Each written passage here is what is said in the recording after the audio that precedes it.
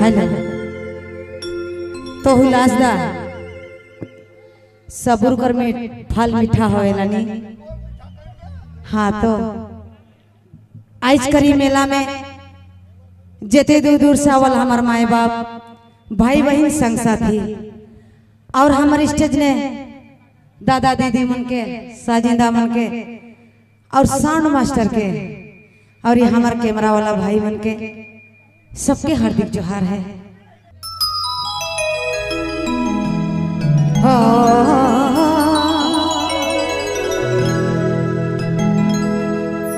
तो रोज दिन जागे में आवाज भी साथ नहीं देवे लगी है और हम भर नहीं सभी कलाकार एक महीना से इंगेज हैं। सबकर गला में शिकायत आई जा है और हमार हुलास महतो दादा अगर हाथ में जेके मारी एक थोपी नी वो तो खैर 8 दिन ले सुतले रही। तो अगर कोनो गलती हुई तो अपने मन से मैं चाहूँ ना कि क्षमा करब। हेलो हेलो हे रे हे हर हर रे ओ हरे ए संगी मेला में केला भेला इस संग जोड़ी देला हमके छोड़ी देला हमके छोड़ी मेला में हाय संगी मेला में हर जोड़ी मेला में केला देला मेला में केला भेला संग जोड़ी देला हमके छोड़ी देला हमके छोड़ी रे मेला में केला भेलो मेला में केला भेलो ए जोड़ी मेला में केला भेला।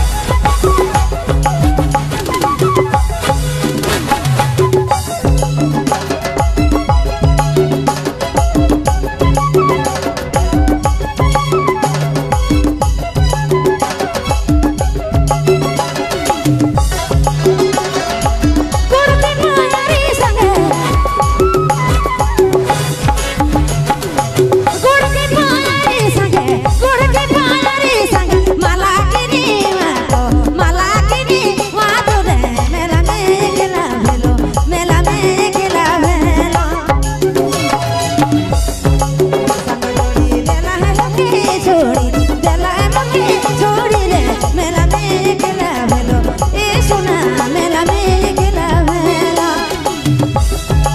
संग जोड़ी देला है मके जोड़ी देला है मके छोड़ी रे मेला में गेला भेलो मेला में गेला भेलो ए पिया मेला में गेला भेलो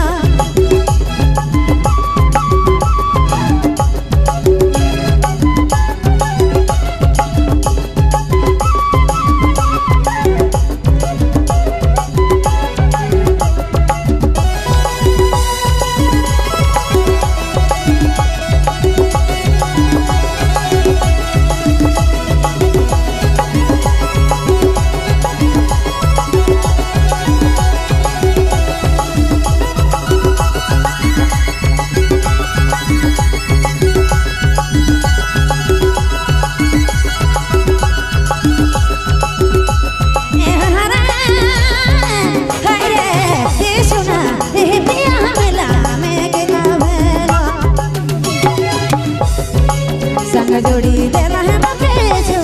देला है मके छोड़ी रे मेला में गेला भेलो मेला में गेला भेलो ए पिया मेला में गेला भेलो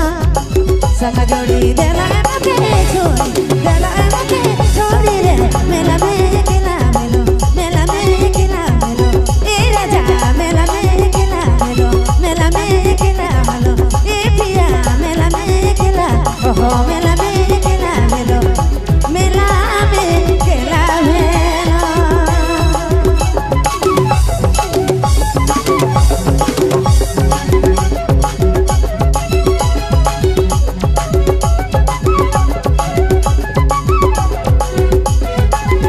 आपने मन सुने थे बबलू मोबाइल बैठमा। हेलो दर्शक भाई से आग्रह है तनी सन घेरा से पीछे रहो नाजुक चीज है उके अगर सामने कर बैठ जाओ तो पीछे से देखे में आसान होगी सामने का दर्शक भाई से बैठ जाओ सामने कर पीछे से भी देखो माए बहन मन पीछे बैठे रो रे मन